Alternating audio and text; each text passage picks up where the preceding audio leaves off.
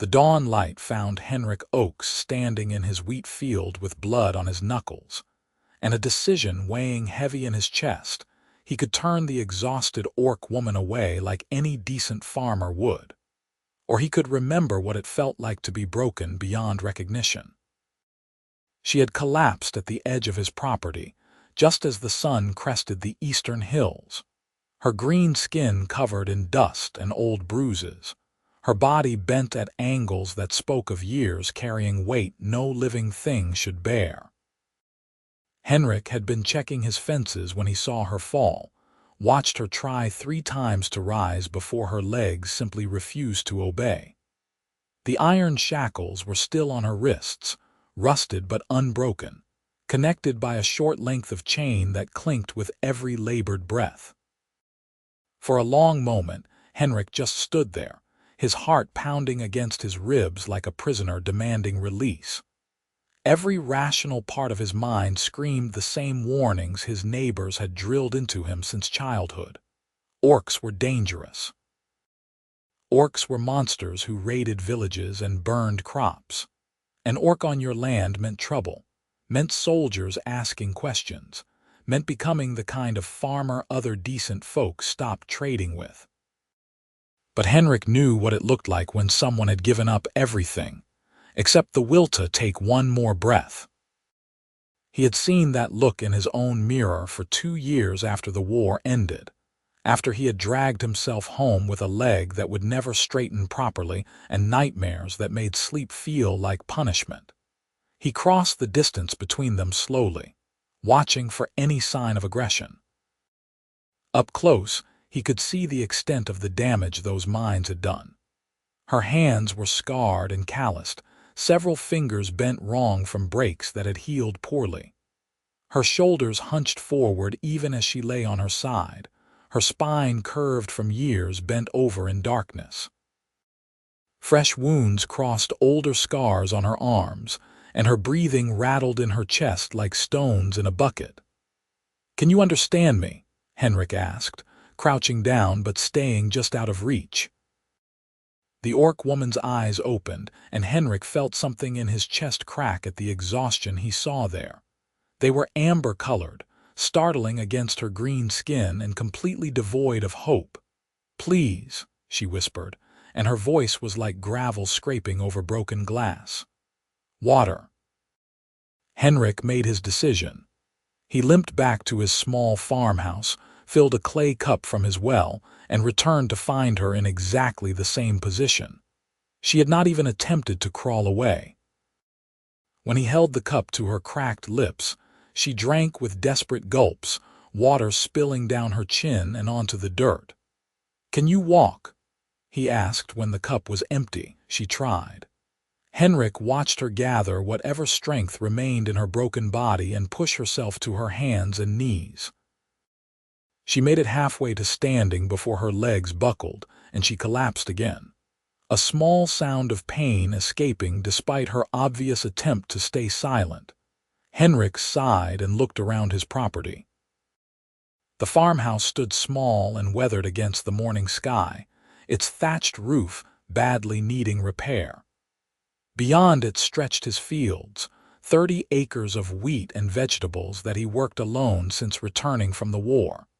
No neighbors within shouting distance.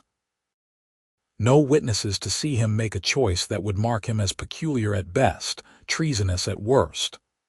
"I am going to help you inside," he said, making his voice firm. "If you try to hurt me, I have a shotgun above my door and I know how to use it. Understand?" The orc woman nodded, and Henrik saw shame flicker across her features. He got his arms under her shoulders and hauled her upright, taking most of her weight against his side. She was tall, nearly matching his own height of 6 feet, but she weighed far less than she should have. He could feel her ribs pressing against his arm, count each knob of her spine through the filthy rags she wore. They made slow progress across the yard, Henrik's bad leg protesting every step, the orc woman's breath coming in pained gasps. Inside, he lowered her onto his bed, the only real piece of furniture in the single-room house. She She lay there trembling, her amber eyes tracking his movements as he stirred the coals in his fireplace and set water to boil. "I am Henrik," he said, not sure why he felt compelled to offer his name. "Henrik Oakes. This is my farm. You are safe here, at least for now." "Grisha," she replied, so quietly he almost missed it. "Grisha," Henrik repeated, testing the name. "How long were you in the mines?" 10 years. The words fell between them like stones into still water. 10 years in the copper mines at Black Ridge. Henrik's hand stilled on the pot he was preparing. Black Ridge. He had heard stories about that place during the war, whispered in camp when the officers were not listening. A prison mine deep in the mountains where the ore was rich, but the tunnels collapsed with grim regularity. They sent orcs there, prisoners from the old clan wars, and it was understood that no one expected them to come out. "How did you escape?" Grisha was quiet for so long that Henrik thought she might not answer. When she finally spoke, her voice was hollow. "The south tunnel collapsed 3 days ago. Killed 14 workers. In the chaos, I ran. Walked through the night, hid during the day, kept walking until I could not anymore." Henrik nodded and brought her the simple broth he had prepared, mostly water with some dried herbs and a piece of salt pork for flavor. She struggled to sit up, and he had to help her, propping her against the wall.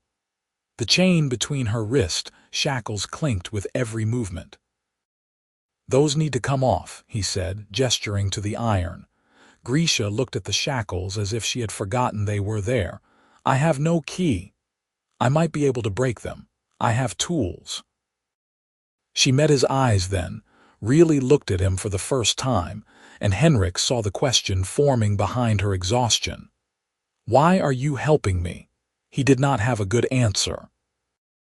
Maybe it was because he remembered crawling into his own yard 3 years ago, barely alive, and his sister Mara had been there to drag him inside and save his life. Maybe it was because after everything the war had taken from him, he needed to believe that mercy still meant something. Or maybe he was just tired of being alone with only ghosts for company. "Drink your broth," he said instead of trying to explain. "Then we will see about those chains." Grisha drank, her hands shaking so badly that Henrik had to steady the bowl. When she finished, he fetched his toolbox and examined the shackles. They were old iron, rusted and worn, the lock's mechanisms probably seized solid after 10 years of mine damp and neglect. "This is going to hurt," he warned. "I need to put the chain against my anvil and use a chisel. The vibrations will travel up your arms." "I have known worse pain," Grisha said simply. Henrik positioned the chain links carefully, making sure no part of her skin was between metal and metal. He took up his heavy chisel and hammer, aimed carefully, and struck once, hard. The sound rang across his small farm like a bell. Grisha went rigid but made no sound. He struck again, and on the 4th blow the chain parted with a sharp crack. Grisha gasped and pulled her arms apart for the first time in a decade, tears streaming down her face. The shackles still encircled her wrists, but at least her hands were free to move independently. "The wrist pieces will take more care," Henrik said. "I will work on them later when you have rested." He expected her to speak, but Grisha only nodded, her face crumpling as she held her separated hands to her chest. Henrik looked away, giving her privacy for her tears, and busied himself with preparing a more substantial meal. The rest of that first day passed in careful silence. Henrik helped Grisha wash using warm water and clean rags, keeping his eyes averted as she cleaned the worst of the grime from her skin. He found an old shirt of his that hung like a dress on her frame, and a pair of work trousers she had to tie tight with rope to keep from falling. She moved like a woman 3 times her age, every motion careful and pained. By evening she was asleep again, her body demanding rest it had been denied for years. Henrik sat in his chair by the fire and tried not to think about what he had started. If anyone found out he was harboring an escaped orc slave, there would be consequences. The regional magistrate was not known for his mercy, and the penalty for aiding fugitives was public flogging at minimum, prison at worst. But when Henrik looked at Grisha sleeping on his bed, her scarred hands still clutched against her chest even in slumber, he could not regret the choice.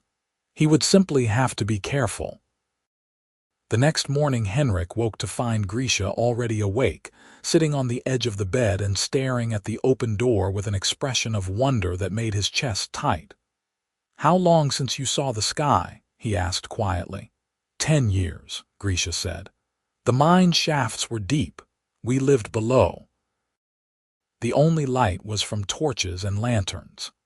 Henrik poured them both water from his bucket and brought her a piece of bread with butter. She ate slowly, as if her stomach had forgotten how to process real food. "What will you do with me?" Grisha asked when she finished. It was the question Henrik had been avoiding. "I have not decided," he admitted. "What do you want to do?" Grisha looked down at her ruined hands. "I do not know.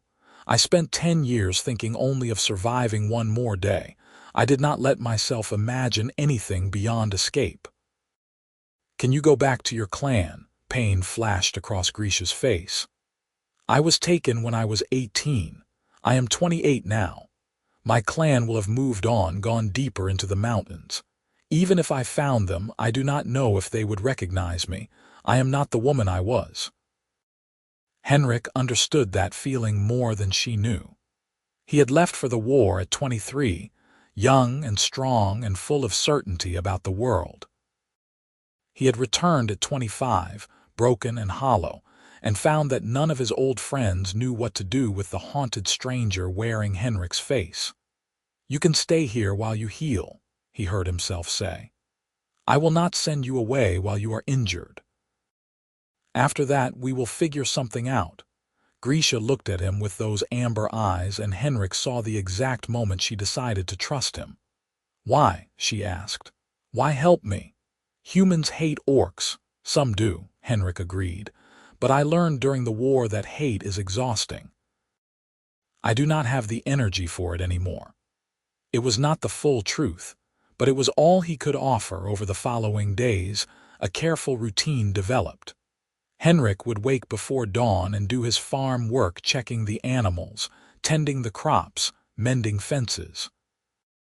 Grisha would sit in the doorway and watch him, soaking in the sunlight like a plant starved for it.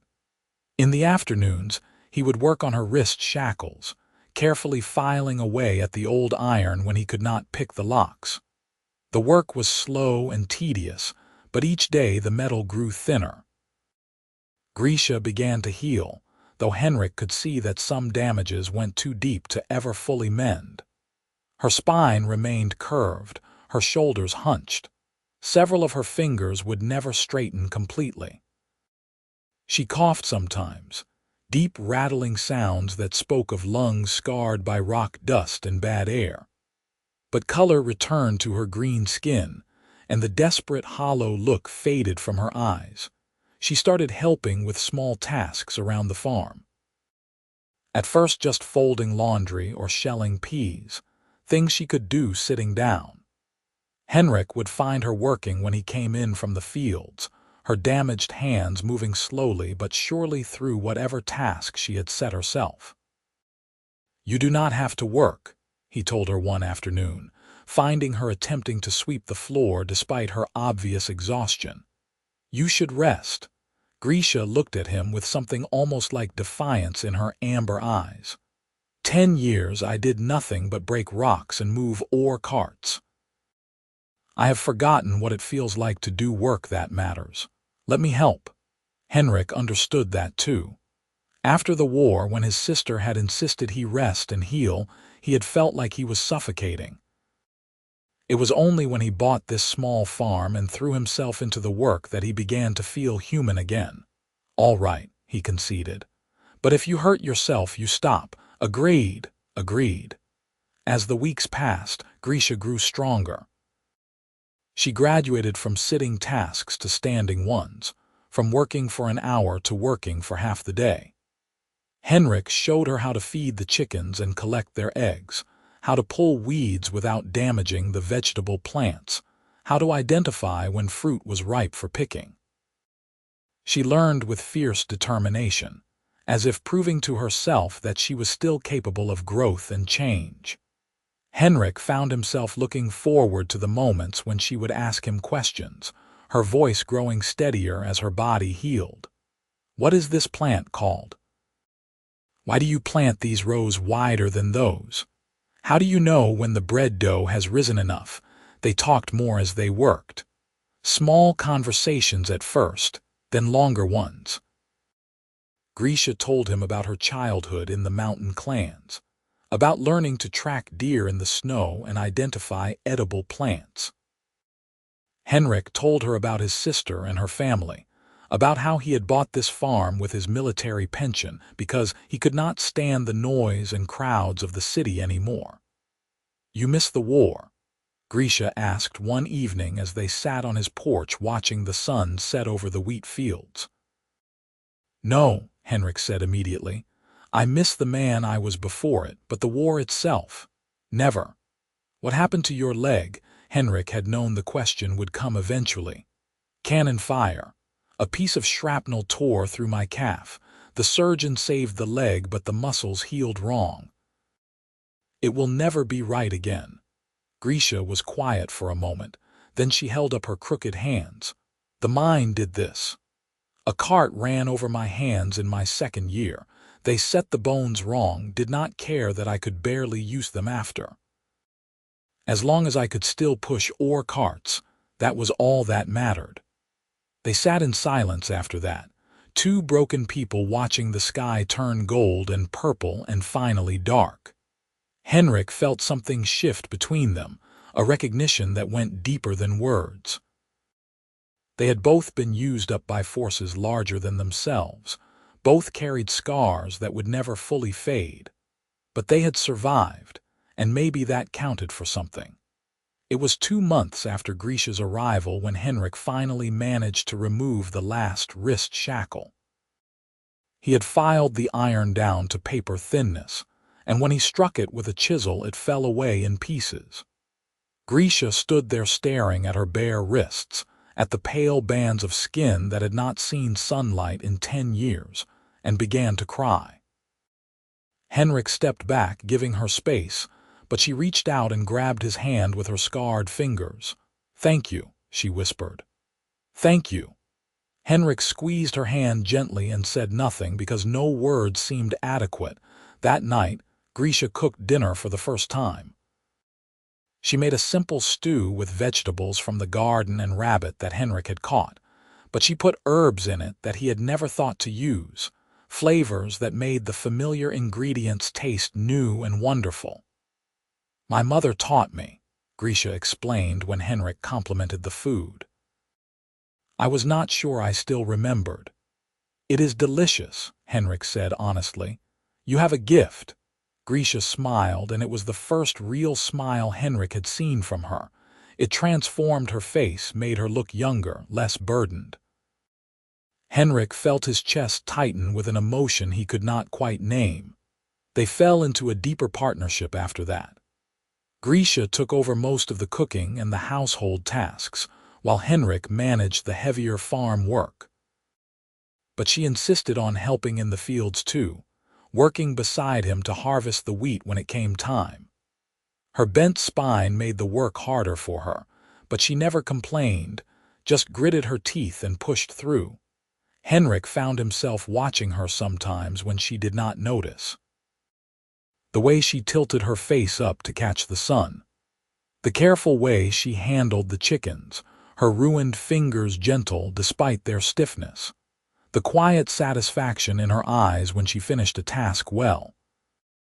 She was beautiful in a way that had nothing to do with conventional prettiness, and everything to do with the fierce, unbreakable core of strength that had kept her alive through hell. It was a dangerous thing to notice. Dangerous to feel his heart beat faster when she laughed at something he said. Dangerous to look forward to the evenings sitting on the porch together, talking about everything and nothing. Dangerous to imagine that this arrangement could be anything more than temporary, because eventually someone would notice. Eventually, his isolation would be remarked upon, and neighbors would come to visit, and they would see the orc woman living in his house. Eventually, there would be consequences. The reckoning came on a hot afternoon in late summer. Henrik was in the barn repairing a broken plow when he heard horses approaching. He stepped outside to find 3 men on horseback riding up his lane, dust rising behind them. He recognized them immediately: Thomas Crane and his sons, from the farm 5 miles east. Thomas was a hard man, one of those who had profited from the war by selling supplies to the military at inflated prices. "Henrik," Thomas called out, swinging down from his horse. His sons remained mounted, flanking him. "Been a while since we have seen you in town. Starting to wonder if you were still alive out here." "I keep busy," Henrik said carefully, positioning himself between the men and his house. Through the open door he could see Grisha inside, frozen in place near the stove.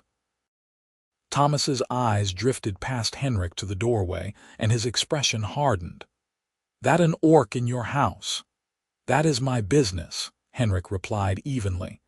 "It is everyone's business when a man harbors an escaped slave," Thomas said, his voice going cold. "You know the penalty for that, Henrik." "She is not a slave anymore. The shackles are off." "Does not matter. She belongs to the mining company. You are stealing property." Henrik felt anger flare hot in his chest. "She is a person, not property." Thomas spat into the dirt. "She is an orc, a monster. How long you been keeping it here?" "Long enough to know she is more human than you will ever be," Henrik said, and he let his hand drift toward the shotgun leaning against the barn wall. Thomas noticed the gesture, and his sons both moved their hands to the rifles strapped to their saddles. The moment balanced on a knife's edge, violence trembling in the air like heat shimmer. Then Grisha stepped out of the house. She moved slowly, her bent spine making her look smaller than she was, her scarred hands held out to her sides in a gesture of non-threat. "I will go," she said clearly. "Do not hurt him. He only showed mercy. I will go with you." "No," Henrik said, and the word came out like a command. He grabbed the shotgun and pointed it at Thomas. "She stays." "You pull that trigger and it is murder," Thomas said, but he took a step back. "You willing to hang for an orc?" Henrik's hands were steady on the weapon. "Leave my property. Now." Thomas looked between Henrik and Grisha, calculating. His sons were waiting for orders, their rifles half raised, the moment stretched out, taut as a drawn bowstring. "This is not over," Thomas finally said. He swung back onto his horse. "I am reporting this to the magistrate. You got maybe 2 days before the law comes calling." "Then I have 2 days," Henrik replied. "Get off my land." Thomas and his sons rode away, but Henrik knew he had only bought borrowed time. He lowered the shotgun and found his hands shaking with adrenaline. Grisha was staring at him. "Why did you do that?" "I said I would go." "And where would you go?" Henrik demanded. "Back to the mines. You would be dead within a year. Better me dead than you hanged for protecting me." Henrik set the shotgun down and crossed the distance between them. "Listen to me. I did not save your life so you could throw it away. We will figure this out." "How?" Grisha asked, and there was despair in her voice. "How do we fight the law? How do we fight everyone who will say I am property, I am a monster? I do not deserve freedom." Henrik did not have an answer.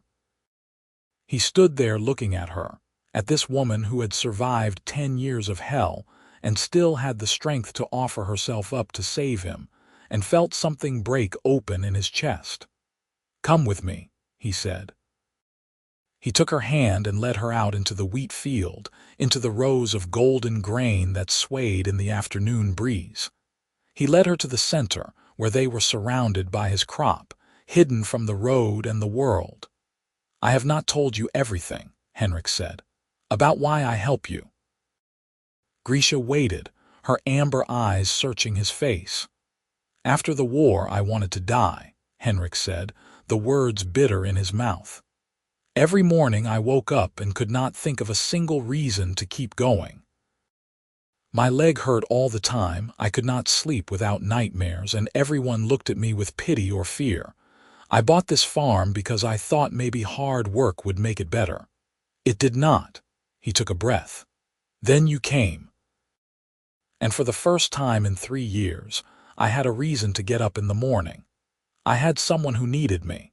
And watching you heal, watching you get stronger, it made me believe that maybe broken things could still have purpose. Maybe broken things could still matter." Grisha's eyes were wet. "Henrik, I am not done," he interrupted. "You asked me once why I helped you. The truth is, I think you saved me as much as I saved you. You made me remember what it feels like to hope." The words hung between them, too large and too true to take back. Henrik saw the exact moment Grisha understood what he was really saying, what he had been too afraid to admit even to himself. "I am an orc," she whispered. "You are human. This is not possible." "I do not care," Henrik said, and meant it with everything in him. "I do not care what anyone says.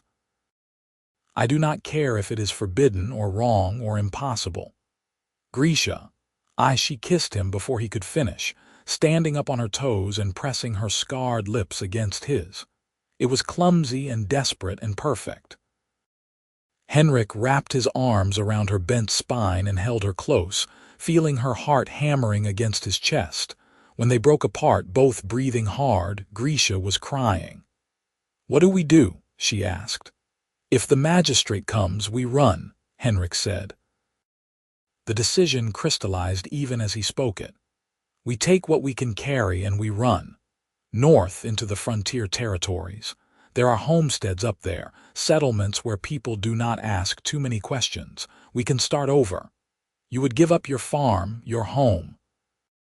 Henrik cupped her face in his hands, feeling the sharp line of her tusks against his palms. "You are my home now."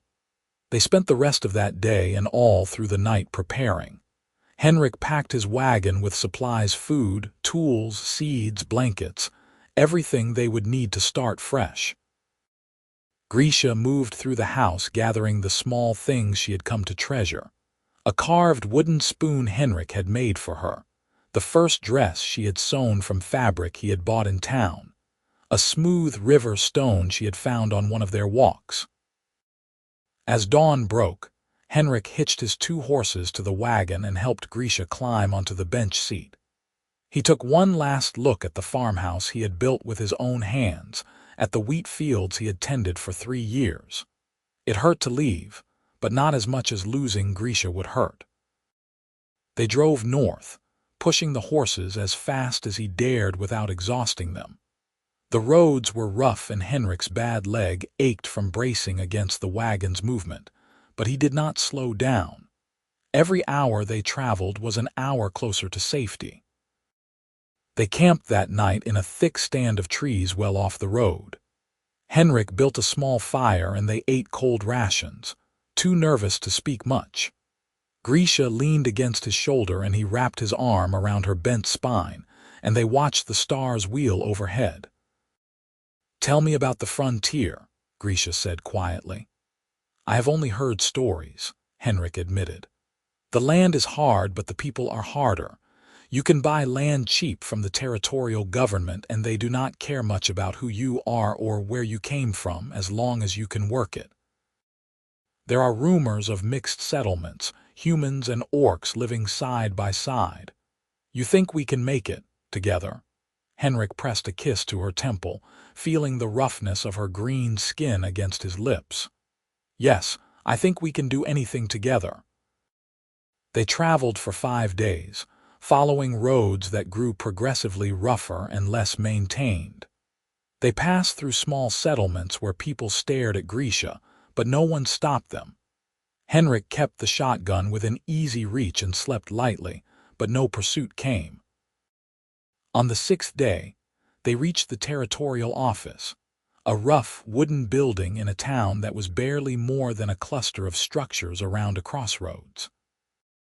Henrik went inside while Grisha waited with the wagon, and he came out an hour later with a deed to 60 acres of land another 3 days north.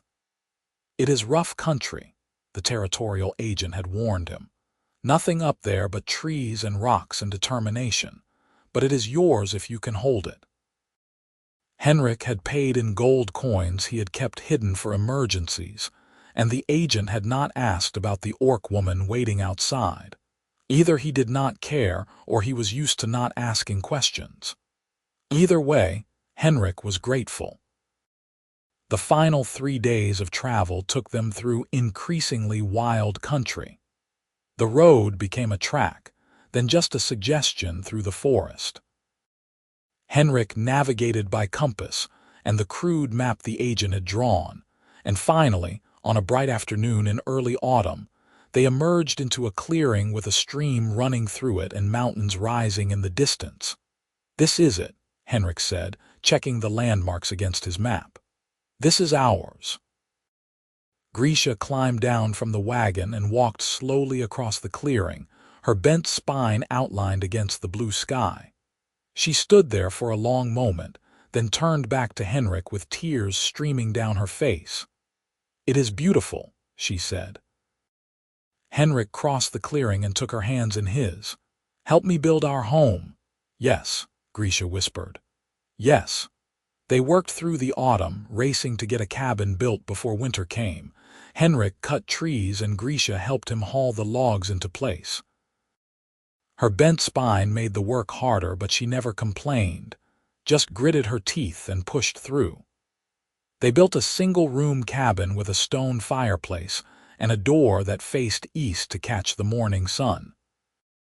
When the first snow began to fall, they had walls and a roof, and a winter's worth of firewood stacked outside. They had a small barn for the horses and a smokehouse with deer meat and fish hanging to cure. It was rough and simple, but it was theirs. On the first night in their finished cabin, Henrik and Grisha lay together in the bed they had built, watching firelight dance on the ceiling. Henrik traced the curve of her bent spine with gentle fingers, memorizing every scar and imperfection. "You regret it?" Grisha asked quietly. "Leaving everything behind." Henrik thought about his old farm, about the life he had built there in solitude and pain.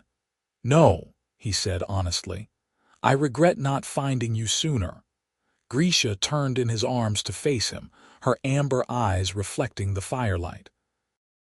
"I spent 10 years in darkness thinking I would die there, that I would never see the sky again, never feel grass under my feet, never know anything but pain and exhaustion." Her scarred hand came up to rest against his chest, over his heart. "You gave me everything I thought I had lost." "How can I ever repay that?" "You already have," Henrik said. "You gave me a reason to keep living."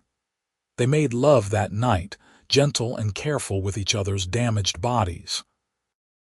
Henrik kissed every scar on Grisha's green skin, and she ran her bent fingers through his hair, and they discovered together that broken things could still create something beautiful.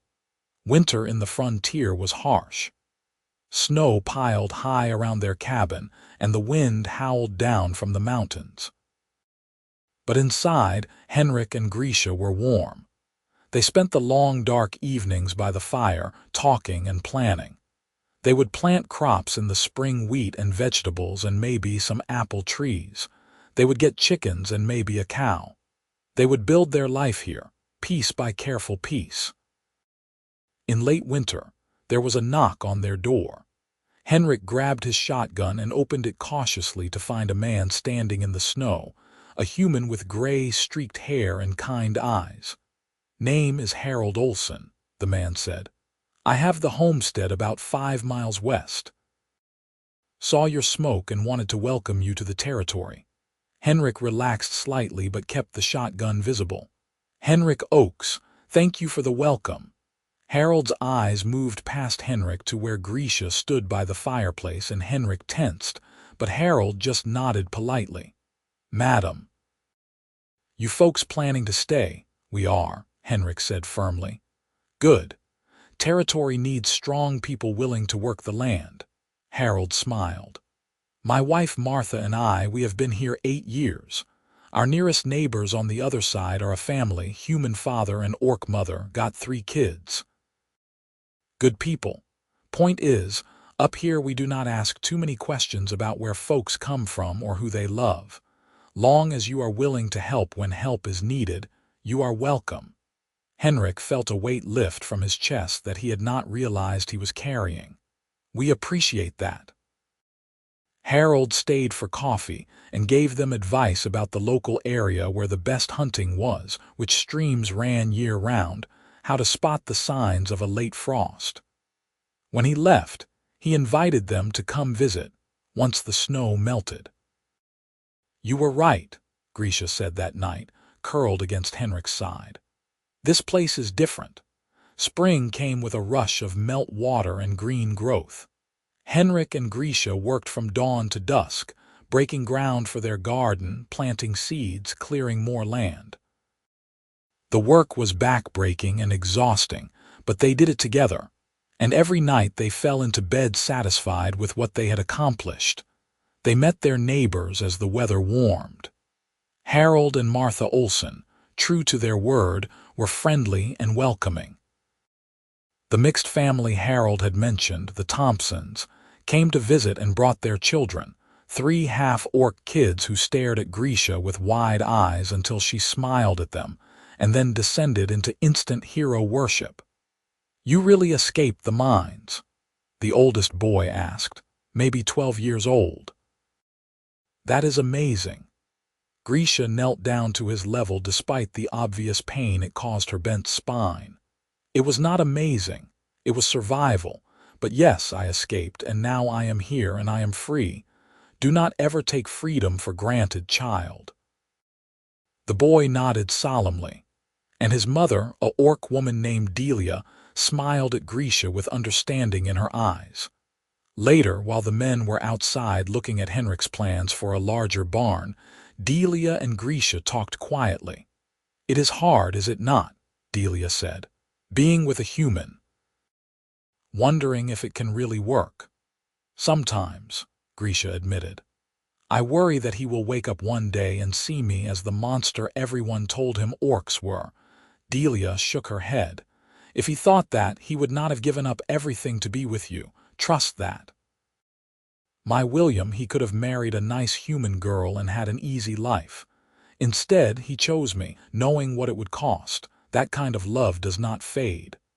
Grisha felt tears prick her eyes. "Thank you. I needed to hear that." As summer progressed, Henrik and Grisha's homestead began to thrive. Their garden produced abundantly. The chickens they bought from the Olsens laid eggs faithfully, and the small herd of goats they acquired from a trader provided milk and cheese. The land was hard but generous to those willing to work it. Henrik found himself happier than he had been since before the war. The nightmares that had plagued him for years came less frequently. His bad leg still ached, especially when rain was coming, but the constant work kept it from stiffening too badly. And every morning he woke up with Grisha beside him, her green skin warm against his, and felt grateful for the choice that had led him here. Grisha bloomed like a flower finally given sun and water. The haunted look faded from her eyes, replaced by quiet contentment. Her body would never fully heal, her spine would always be curved, her hands would always be stiff and crooked, but she grew strong in other ways. She learned to manage the pain, to work within her limitations. And she found joy in simple things.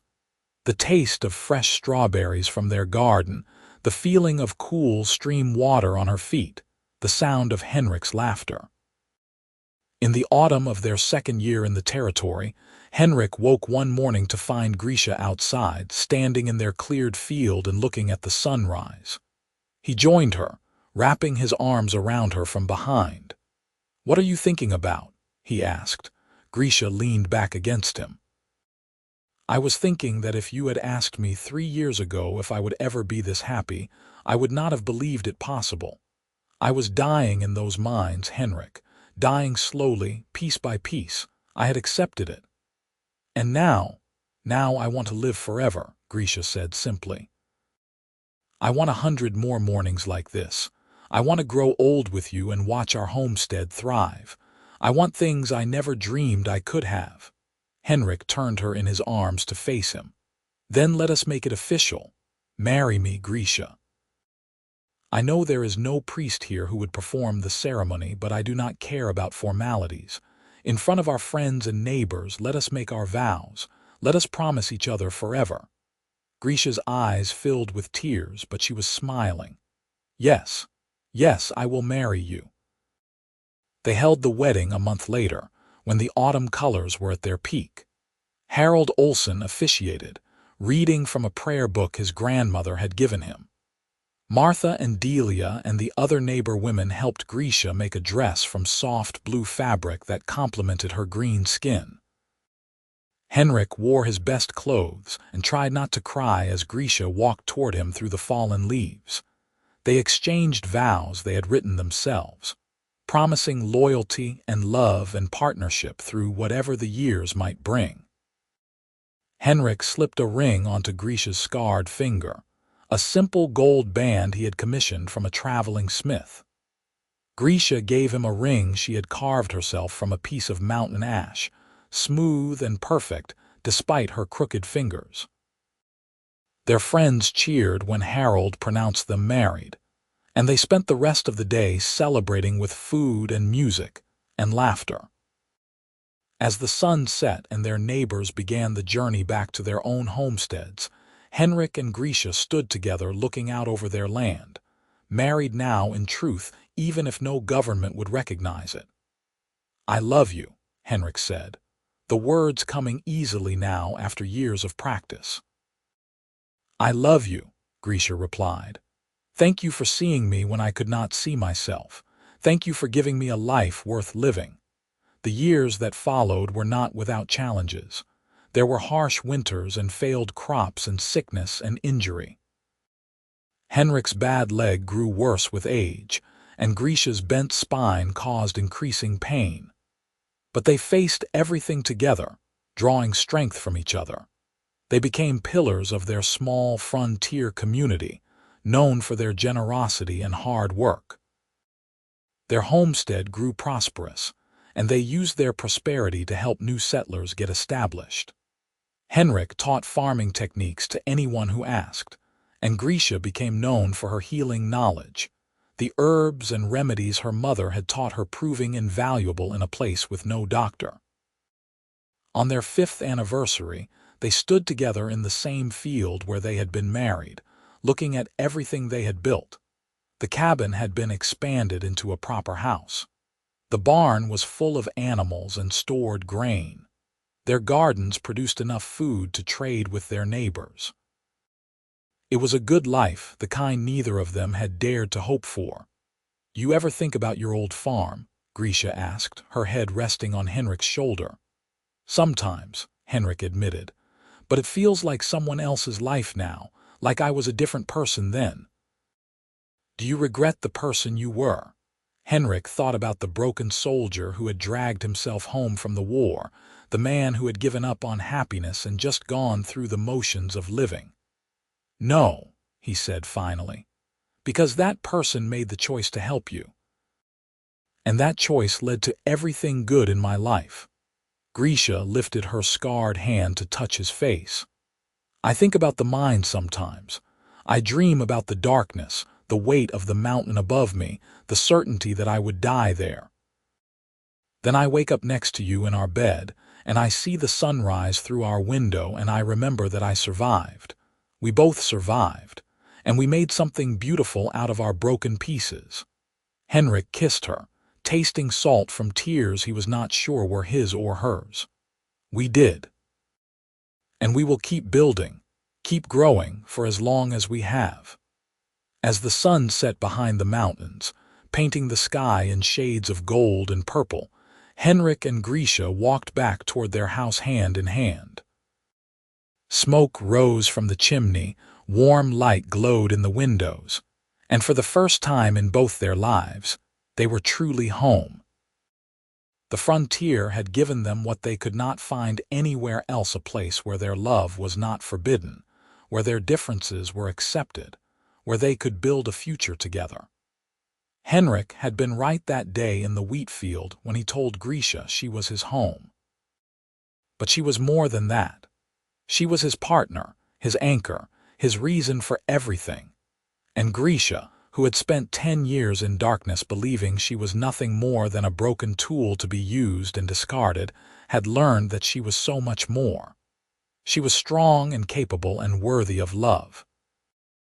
Henrik had seen that in her even when she could not see it herself, and in doing so, he had given her back her life. They had both been broken by the worlds they came from, Henrik by war and Grisha by enslavement. But together, they had discovered that broken things could be mended, that scars could tell stories of survival rather than just pain, and that love could bloom even in the hardest soil if it was tended with care. Years later, when they were old and gray, sitting on the porch of their expanded home watching the sunset, their neighbors' children playing in the yard, Henrik would look at Grisha and see not an orc woman with green skin and tusks and a bent spine, but the strongest, bravest, most beautiful person he had ever known. And Grisha would look at Henrik and see not a crippled soldier with a bad leg and nightmares, but the man who had chosen mercy when cruelty would have been easier, who had given up everything to protect her, who had loved her when the world said their love was impossible. They had built their happy ending with their own scarred hands, one day at a time, one choice at a time, and it was more precious for being hard-won.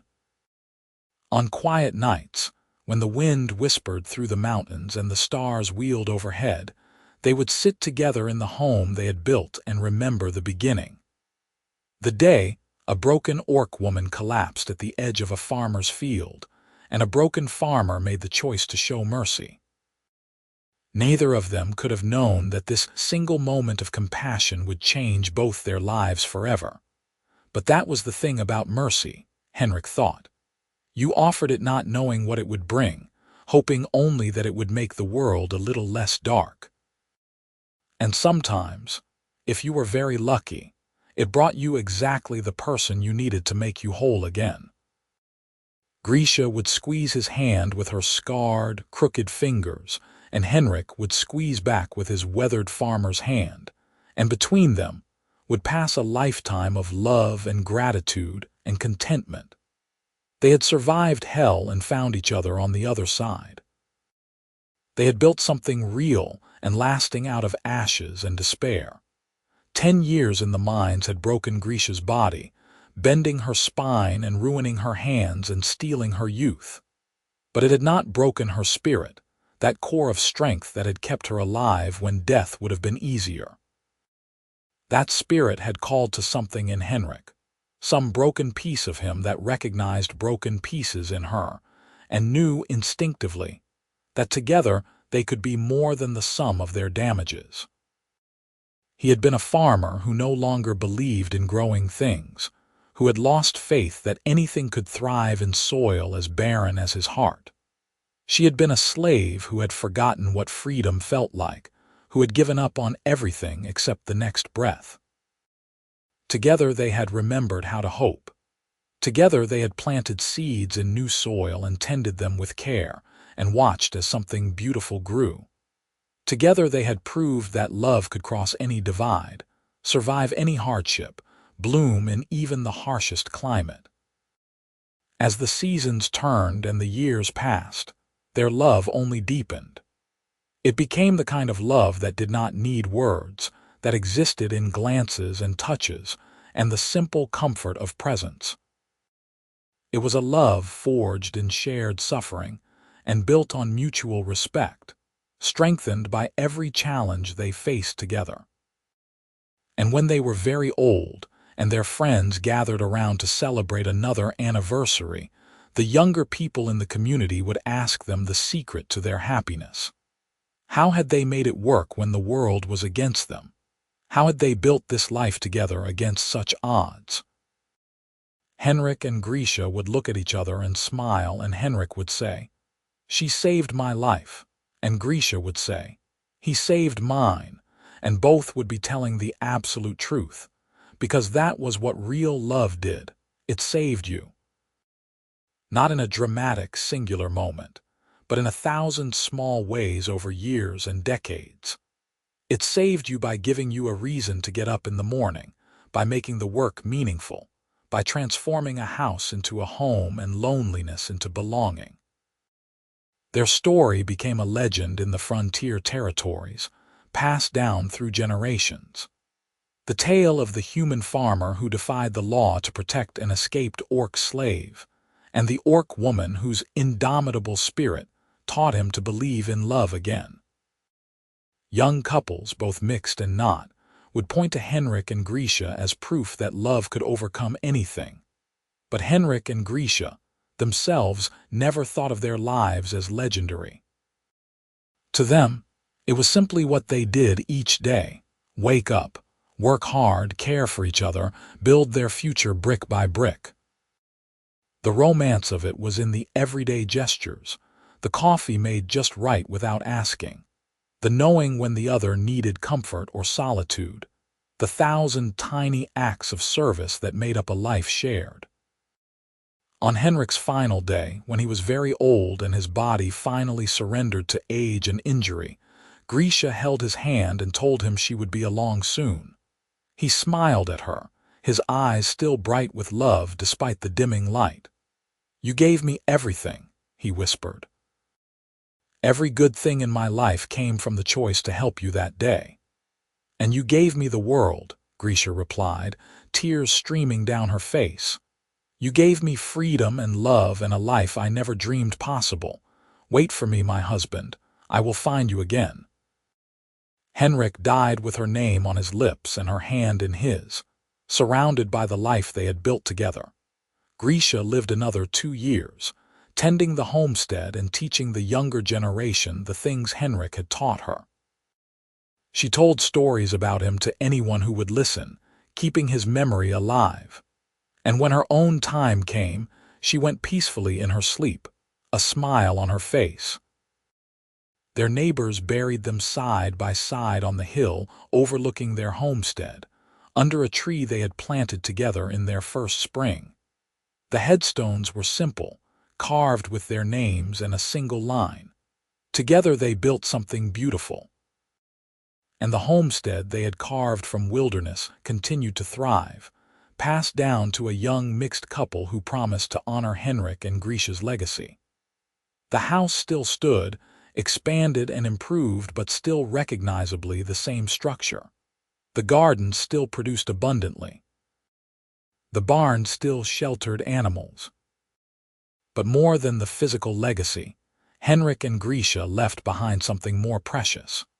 Proof that love could transcend boundaries, that mercy mattered, that broken people could heal each other, and that the bravest thing anyone could do was choose hope when the world offered only despair.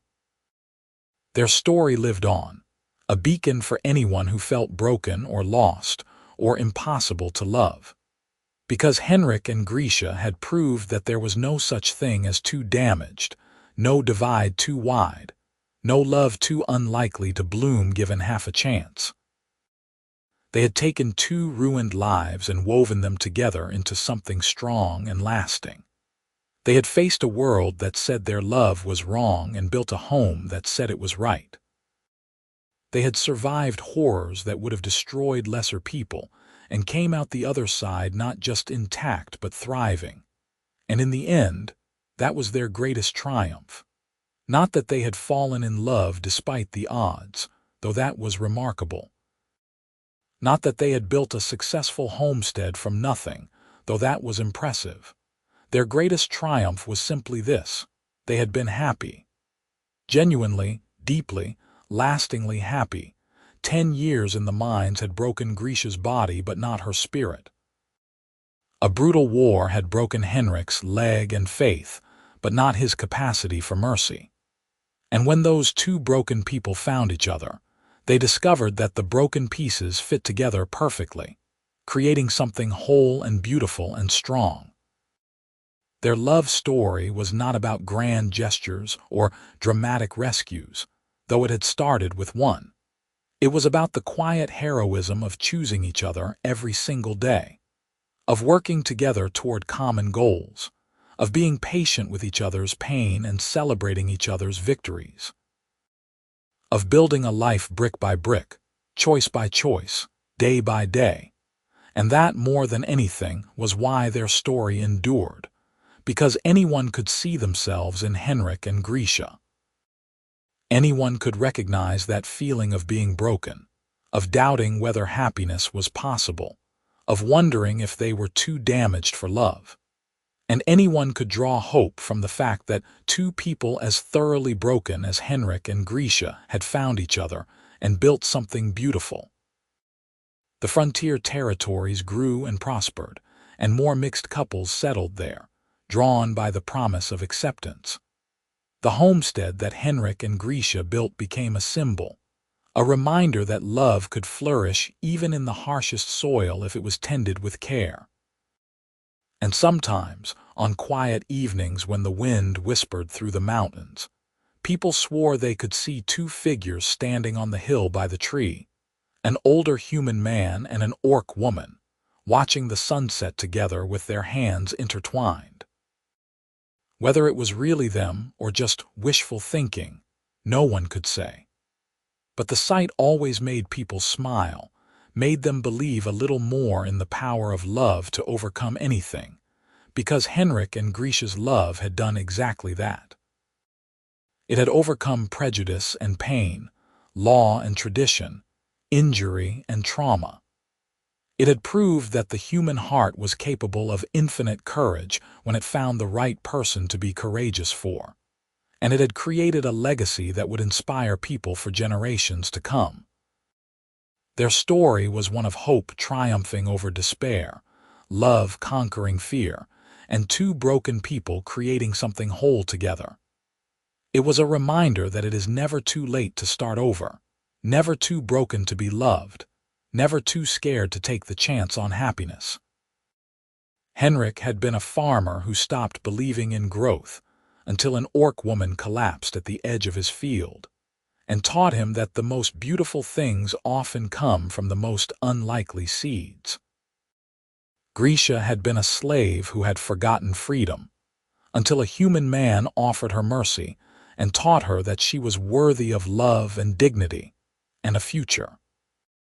Together, they had written a love story for the ages, not with grand words or dramatic gestures, but with the simple, profound act of choosing each other every single day. And that choice, repeated over years and decades, had created something that even death could not diminish. Their love lived on in the land they had tended, in the community they had helped build, in the stories told about them, and in the hearts of everyone who believed that love could overcome anything. Henrik and Grisha had proved that broken things could be beautiful, that unlikely loves could be the strongest, and that the choice to show mercy could change the entire course of two lives. And in the end, that was all anyone could ask for: to live fully, love deeply, and leave the world a little better for having been in it. Henrik and Grisha had done all three, and their legacy would endure long after their names were forgotten, in every person who chose mercy over cruelty, hope over despair, and love over fear. Their story had begun with a woman broken by 10 years in the mines, and a man broken by war, both convinced their best days were behind them. It ended with two people who had built a beautiful life together, who had loved fiercely and well, and who had proved that sometimes the best stories are about broken people putting each other back together. The orc woman's spirit had made the farmer believe again in growth, in love, in the possibility of happiness. And the farmer's mercy had given the orc woman back her life, her freedom, and her faith in the future.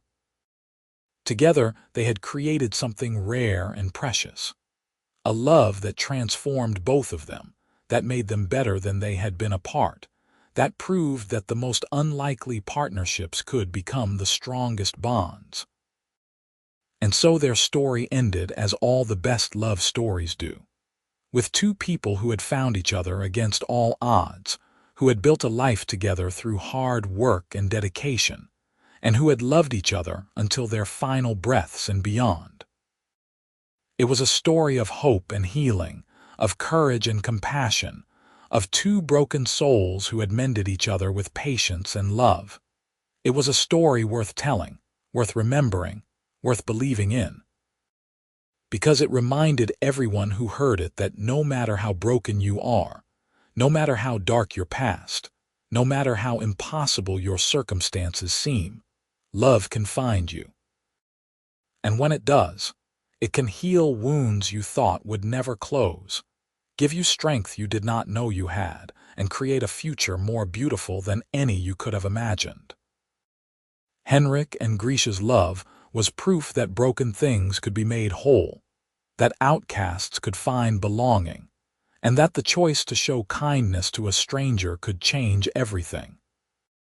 Their legacy lived on in every act of mercy, every unlikely friendship, every love that crossed boundaries and defied expectations. They had taken the worst thing that had ever happened to them, war for him, enslavement for her, and transformed it into the catalyst for the best thing, finding each other. And in doing so, they had shown the world that redemption was always possible, that it was never too late to start over, and that love, real love, could overcome anything. Their story was complete, their lives fully lived, their love eternal. And in the frontier territories they had helped settle, their memory lived on as a testament to the power of mercy, the strength of the human spirit, and the transformative magic of true love.